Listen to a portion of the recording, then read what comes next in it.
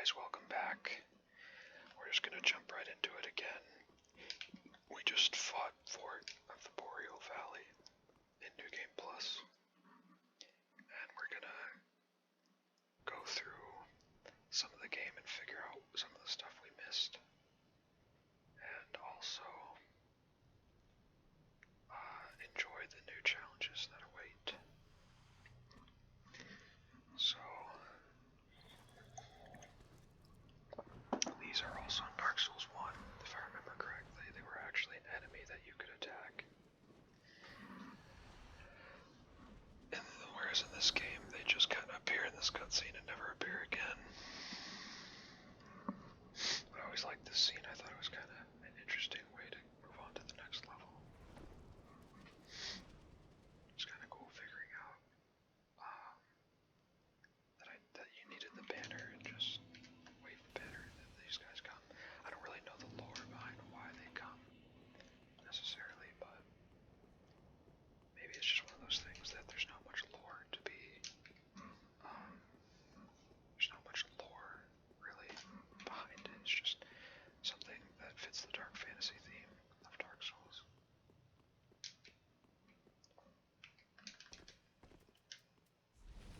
I probably don't need this for the dogs, but just in case. Thankfully we have all this armor so we can poise through most of their stuff. We might actually end up doing Yule's quest because he does give free levels. So maybe we'll actually turn into a hollow ourselves and get the dark ending this playthrough.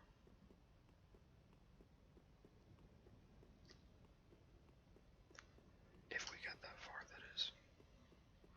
It depends. If you guys like this series, if anyone likes this, I don't care who. If anyone likes the series, I'll continue it.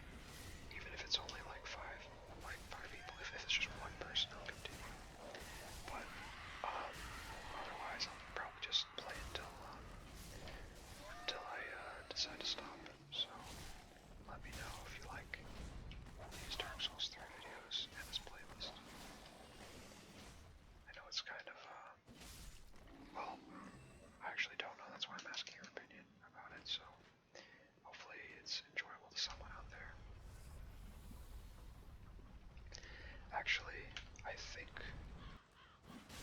we might try the DLC in New Game Plus, which is kind of ridiculous because even the DLC is harder, but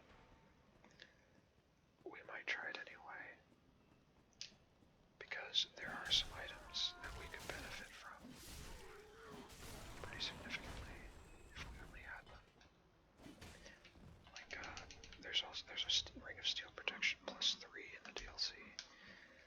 So, honestly, if we want to stay tanky, that's probably a ring we should get.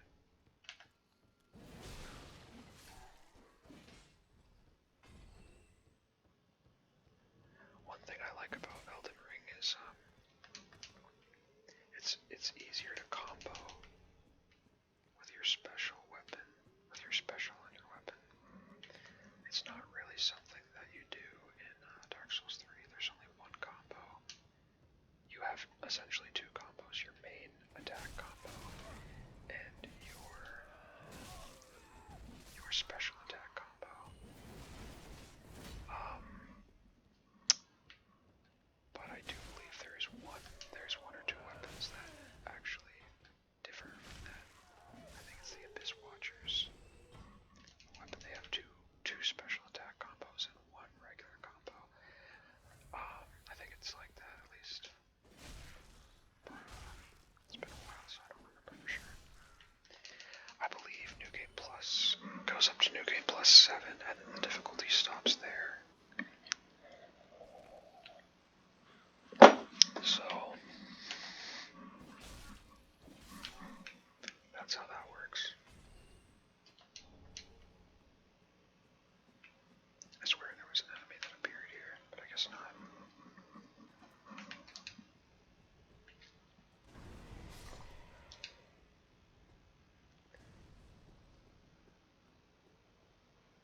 I think we're just gonna jump down.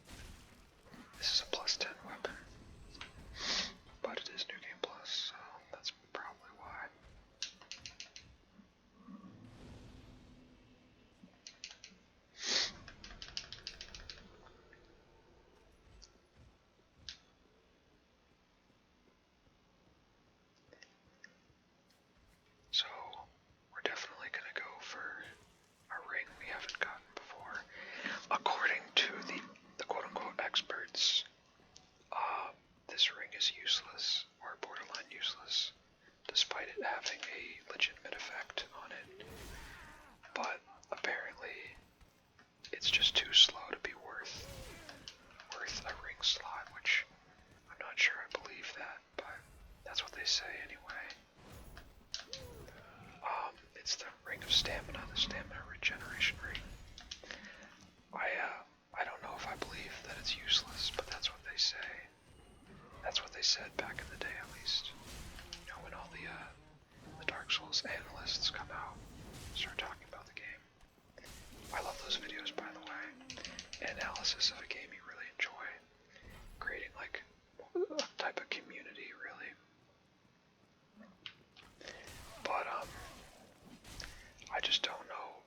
I mean, apparently, you know, I kind of believe them, but when I was using the ring, I thought it benefited me quite decently. But maybe that was just a trick of the eye, so I don't know. Because now that I look at my stamina bar, it's still regenerating pretty quickly, and I don't have the ring equipped. These guys are such bullies.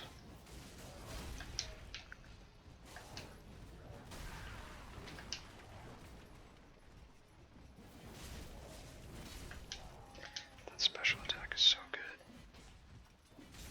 Actually, it's one of the best special attacks. It's one of the better ones in the game, even for PvP. Most special attacks are kind of gimmicky, I think, but this is one of those special attacks where it's actually pretty useful to have, because it does have high stagger, and it has a high hit radius, which is nice, so it lowers the chance of missing.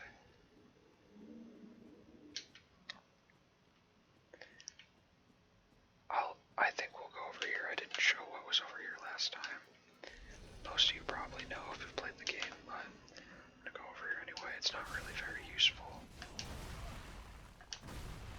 which is why I skipped it, but I mean, it has its uses.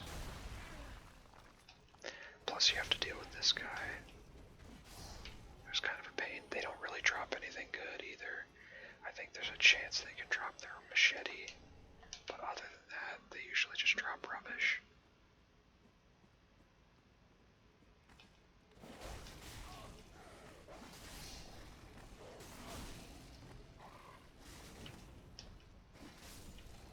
We might actually do some PvP in this series, because I think we're coming to the meta level 85. It used to be 120, so I think there is actually, in fact, still a group of people who PvP in the normal spots, the usual spots these days. In case you were wondering what this guy does, he's protecting the Irina, I think is her name, in this jail cell. Or he's at least watching over her. I don't know why he's just sitting there outside the cell, but I don't really remember what the story is behind him. But apparently he's just guarding her. You can actually free her if you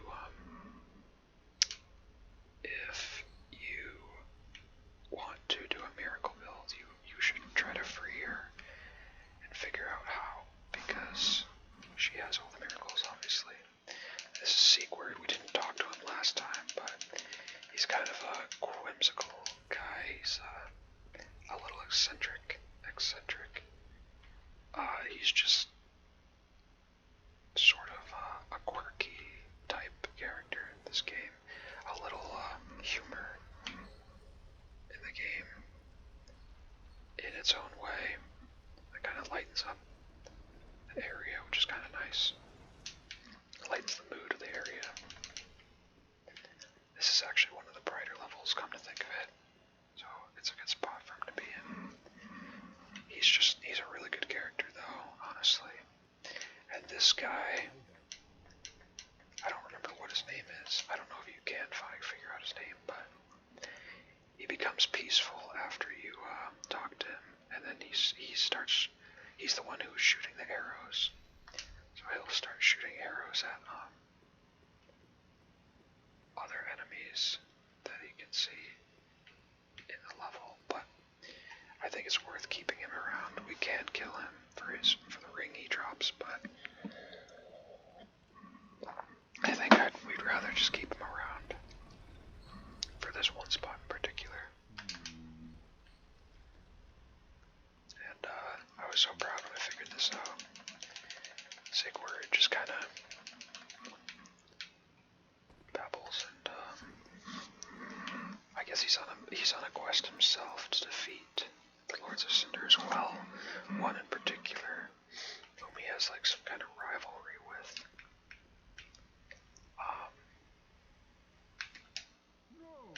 Okay, perfect. This guy's aggro now. And this is where Sigurd comes in. He actually helps fight this guy. Trying to see if we have anything we can use against him, which we do. This might be useful. Sigurd is pretty tanky. I don't think he's gonna die. But, he shouldn't die. I hope he doesn't.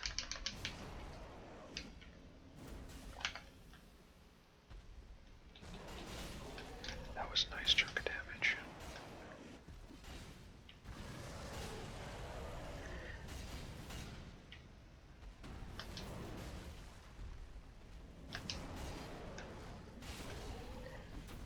And this is a good boss. This is a good mini boss, or whatever you want to call it, to kill in the beginning of the game, because if you didn't take the fire gem as a starting gift, this is where you get it now. And honestly, the fire gem is one of the best starter items in the game, because it gets you through so much, and it makes the enemies a lot easier. It also makes the boss of this level a lot easier too. It's honestly probably the item you should start out with every time. But if you're doing things just for fun and want to switch it up, then obviously don't get it. Because it does make the game easier. Actually, for most of the game. Oh my gosh, the camera is like destroying my vision. We missed this set last time. Northerners set. But I don't think it's worth having anyway. It's not any better than the set we have on now. Definitely not. Havels, I think, is one of the best. I think there are 3 armor types, 3 armor sets that kind of are categorized as the best. Havels is one of them. I believe it's called the Winged Knight Great Set is another, which you get from Lothern Castle in the later part of the game. And then there's one more, I think it's Smo's armor. I think you can get that in this game. Smo is just a character from Dark Souls 1. But I think you can still get his armor despite not being able to fight him in this game.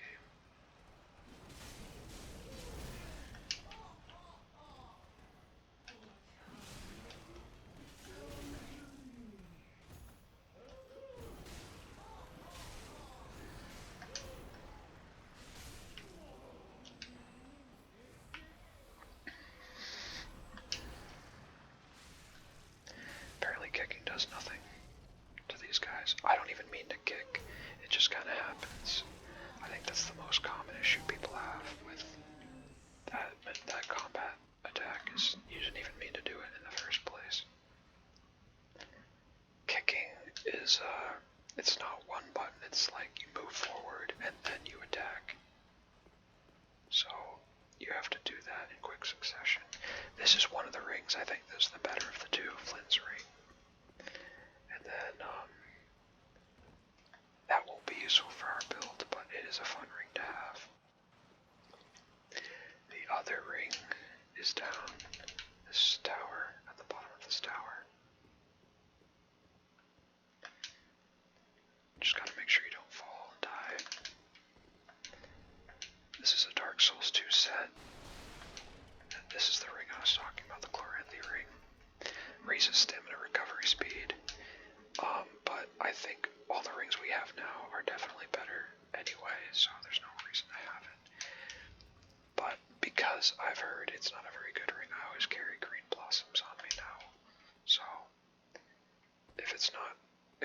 good like they say, then I'm doing my part to counter that mechanic in this game by whipping green blossoms.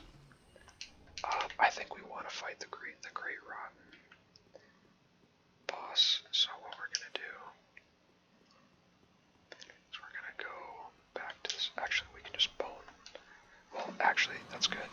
I did not mean to do Shrine Bonfire, but we do have a lot of souls. And we can talk to Yoel as well for an extra level.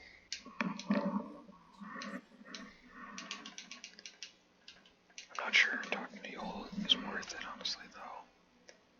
It probably is. But I think it still makes it harder to level up normally because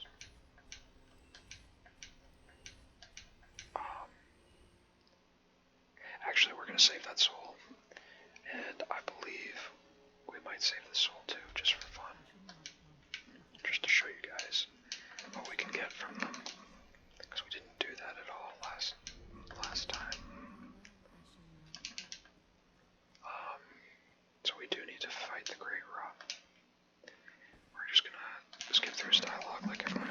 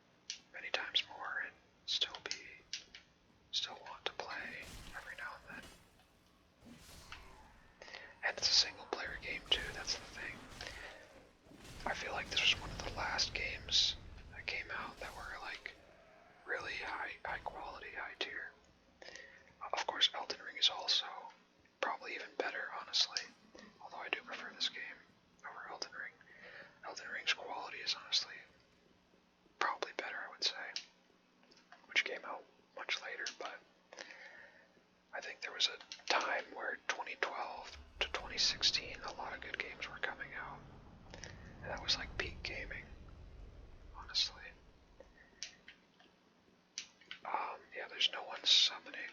There's no summon signs, so that is what it is. We're gonna kill this guy so we can transpose our souls.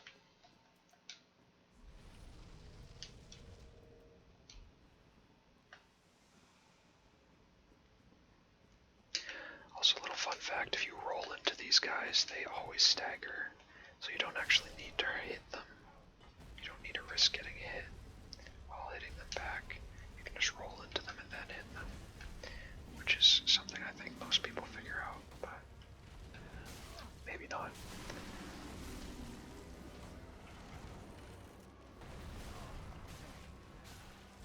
Yeah, we are so tanky. They still deal a decent amount of damage, but oh wow, I can't, if I die, I'm actually gonna be mad. That was too close. I got too cocky. We're not that good. This is New Game Plus, so they still do a decent amount of damage.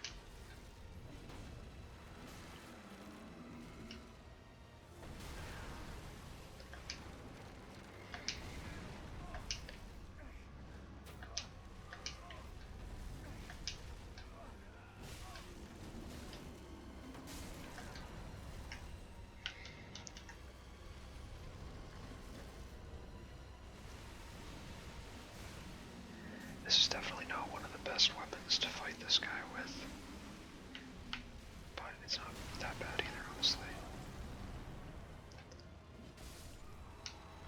And we have 15 flasks, so this is honestly still easy mode in my opinion.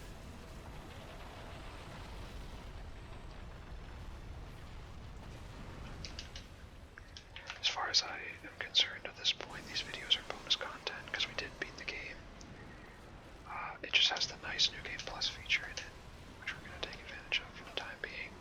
I'm not sure we're gonna make it to the end of the game on New Game Plus, but we might. It's just going to be a lot more challenging, especially in the later stages. I think the Lord of Cinder himself, the final boss, is actually going to be a real pain. We're just going to have to be smart about it and not let him outlast us with our flasks. Because it is very possible to kill him. I've done it before on New Game Plus. Actually, it might not be that much harder. But we'll see, I guess, maybe. I'm definitely fighting this boss very sloppily. I really shouldn't have gotten hit as much, and I shouldn't have gotten grabbed. I hate that grab attack. It has a huge hitbox, so you're actually very likely to get hit by it, even if you roll.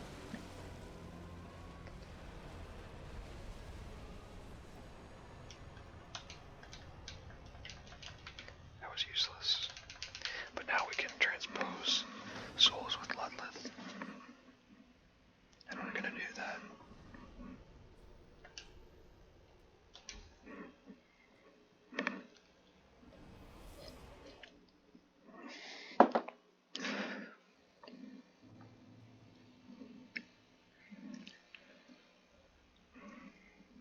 I might up getting another coffee.